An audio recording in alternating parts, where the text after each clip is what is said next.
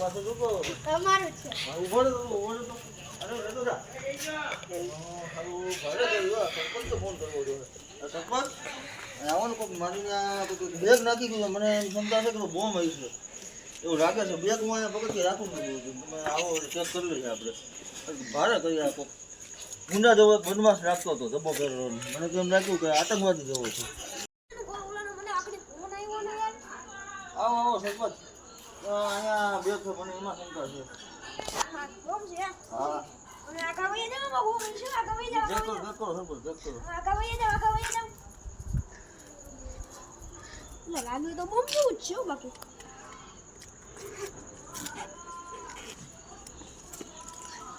આમાં તો પૈસા છે આગળ ઉડો તો ગયા બોમ્બ છે આમ આપણે કામ થઈ ગયું સરપંચની નોકરી મારા